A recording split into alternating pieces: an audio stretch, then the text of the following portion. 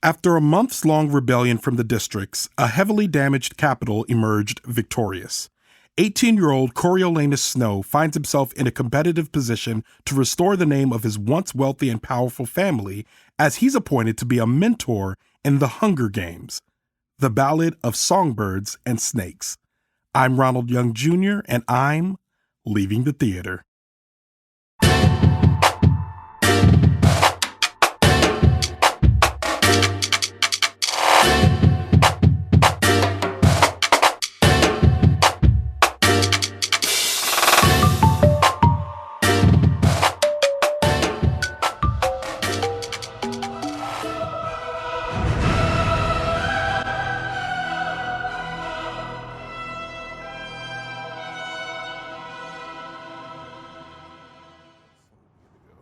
All right, this is Ronald, and I'm leaving the theater after seeing The Hunger Games, A Ballad of Songbirds and Snakes.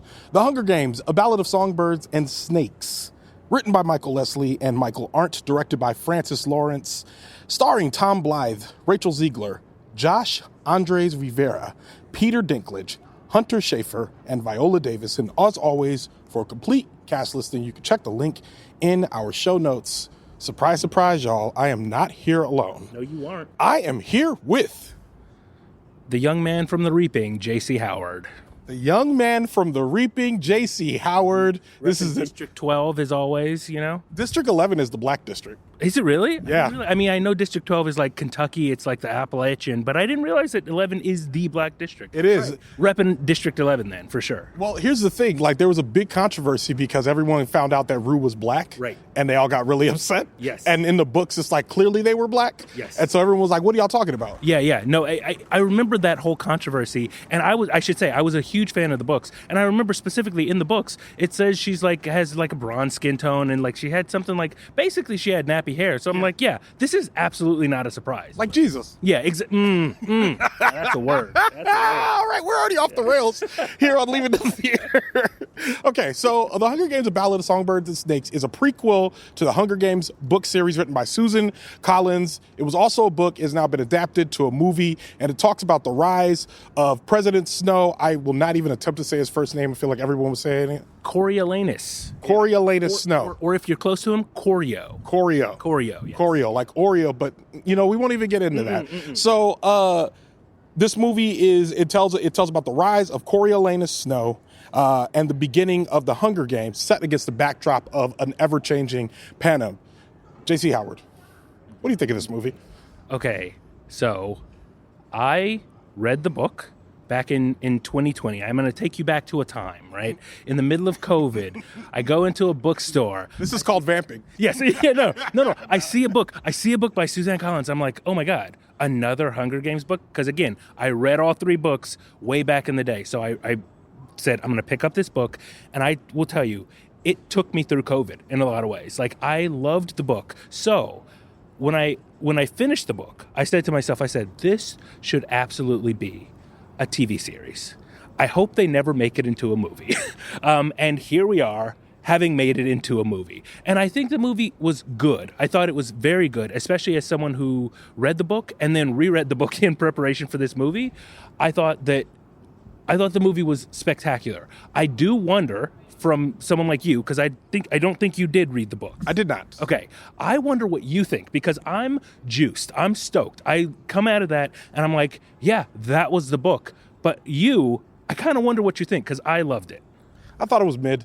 I think the thing is, like, there were two movies here, and this is kind of something all of us critics were kind of discussing as we walked out of here. It's 2 hours and 38 minutes, which incidentally is the same length as Napoleon, a movie which I saw before this one, but listeners, you will not hear that until after you hear this review. It is also 2 hours and 38 minutes, almost 3 hours, well on its way to 3 hours. And watching this movie, the first movie is very much about the 10th Hunger Games, in which they first start introducing mentors, and I really enjoyed that movie. There was a lot going on there, but then at that point, after those Hunger Games end, a new movie begins, a whole entire new movie. And at that point, I was watching it. I was interested in that movie. And that is when I turned to you and said, this should have been a TV series. And you almost rose from your chair and spun in the air because you're like, yes. You turned to your wife, Vika, who is filming us now. Shout out to Vika. Shout out to Vika. you turned to her and said, Ronald just said this should have been a series, which was incredible. Yeah. So I actually 100% agree with you on that. Yeah. I mean, I absolutely can see that from someone who didn't read the books, it would absolutely be mid, which to me is very much a reflection of the former movies, right? The first three, or however you see it, like the Hunger Games, Mockingjay, and Catching Fire. Those were all pretty mid as well. I think this was better. I think this was better than those. Absolutely. I mean, it's a better story. Yeah. The thing is, as you said, this is a prequel, right? This is establishing. You see this like President Snow character in the previous books, and it's like, how is this guy kind of evil incarnate or whatever? Like, how does this happen, right? So this was that. This is that story, and you get to have that. So I think those. I mean, it's like a Joker origin story or whatever, right? It's like didn't like that either. No, right. So not to say that there's but it's a good story. It's a good kind of setup. It's a good setup to a story. So yeah, I mean, I'm not surprised that someone who didn't read the books thinks that it's mid, because that's exactly how I felt about the first three movies, or first four movies. The only reason why I think that it's mid, though, is because the first movie and the second movie, I think, could have been like both edited down in a way that made all of it better, and maybe just make both of these 2 hours long. And the two parts, the first two parts, kind of this movie. Yes, I know. You're talking. Yeah. You're doing the NPR reporter thing where you're talking exactly. And I appreciate it. I'm still talking about this movie as if it is two separate movies. Yes. To be clear, but I'm saying if they would have taken those two parts and made them into full movies of their own, I think those would have been good. But I will tell you, I was watching this movie and I was sitting there thinking. That it is better than the originals, and I was more engrossed in the plot. But it was funny to me because I was like, but without the originals, I wouldn't appreciate a lot of the things that I'm seeing right now, like even the origin of the games and how it turned into what it became later. So I thought that was good. I will say a drawback for me was I did not really like Rachel Zegler's acting. I thought she was overacting, like she was in a different film sometimes, and the singing turned it into a musical at times, which I was like... I do wish that everyone could see my wife Vika right now. There's a visual moment happening. Yes, she is dancing in joy, because she said the exact same thing to me as far as Rachel Zegler's accent is specifically what she said. Oh my God, what was that? Vika turned to me and said I hate her accent, and I said I love it. So again, so here's the thing. I'm gonna draw. Sorry. I'm gonna draw the red line in the sand and say this is all this movie comes. Wait, why down. is the line red in the sand? Blue line. You're right. You don't have to draw it. It's just sand. It's just sand. Just stop it. Come on. I got. It's my sand. So I'm drawing the line in the sand, and the thing is, on one side of the line are people who read the books, and on the other side of the line are people who didn't read the book. Yes. And for me, Rachel Zegler's accent, her acting, she was Lucy Gray Baird. Like, when you read the books, it's written in this kind of Southern vernacular that is, it is a voice in your mind. When you're reading those words, you hear a very specific voice, you hear very specific charm and intonation. And when I came into this movie, I was thinking, if they don't nail that, and I was thinking Rachel Zegler wouldn't be able to do it, but I felt like if you can't nail that, then it's not going to really be Lucy Gray. And honestly, it was Lucy Gray. So I take the point. It may be an annoying thing, but she was Lucy Gray. That's all I'm looking for. I just think that there was probably a better actor who could have done exactly what she wanted, and still, from the first time we see her on screen, she is thrown down on a stage at one point, and then she turns to the guards and says, "Give me a minute, fellas," and then has her head down and then dramatically begins singing in a way that I was like, okay, it feels too contrived in a way that I think that the original Hunger Games felt a lot more grounded in a lot of ways, where I'm just like, okay, no, this makes sense. But the way she was singing, lights came up on the stage, and at one one point I panicked because I was like, oh, geez, are we watching a musical? Like, I don't want this to be a musical. Okay, but the book, I'm just saying. Oh, my God. I'm here to be the book for you. What can I say? The book has This is the classic, the book. The book is better than the movie, right? Yeah. But actually, in this case, the book enhances the movie. The book gives you a lot of the internal conflict, all the internal thoughts that are going on with a lot of these characters. So it gives you, it's kind of like a footnotes and says like, okay, this is what's really going on. So if you read that, then you can enjoy the movie a little bit more. Yeah. But I will say, I agree with that, right? Like I thought the accent was fine. I thought the accent was good. I thought the singing was great because again, the music is a big part of the book because it's the Ballad of Songbirds and Snakes. Like it has to have the music in it.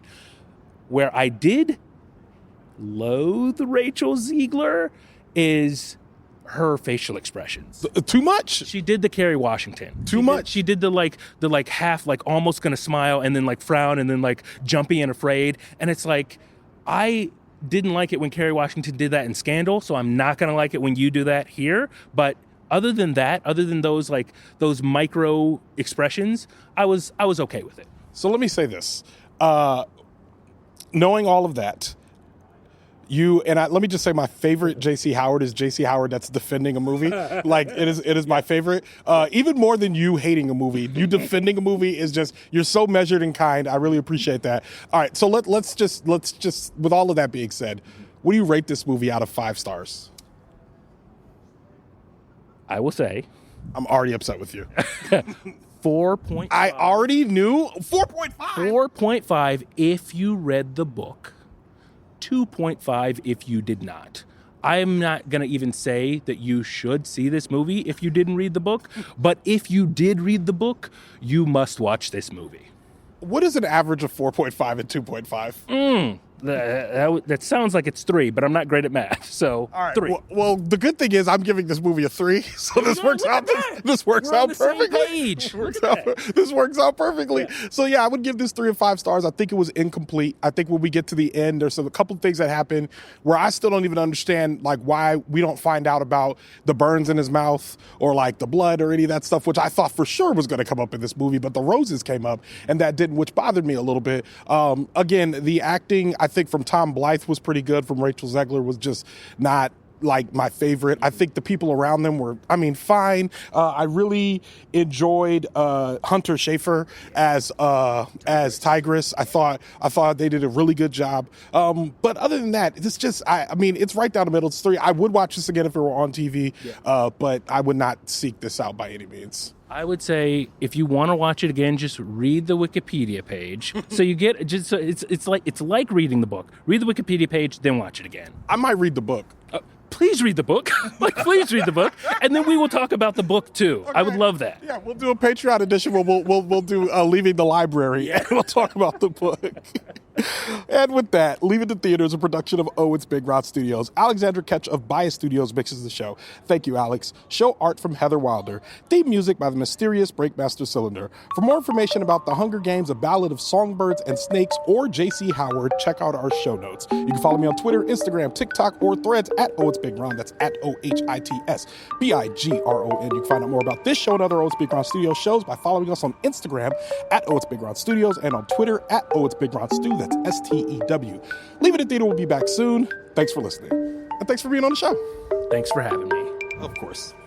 And thanks, Vika, for being here. That was awesome. Thanks, you guys. Awesome.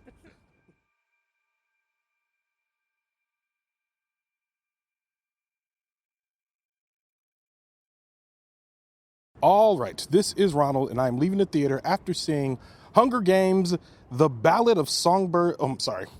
The Hunger Games, A Ballad of Song. All right, this is Ronald, and I am leaving the theater after seeing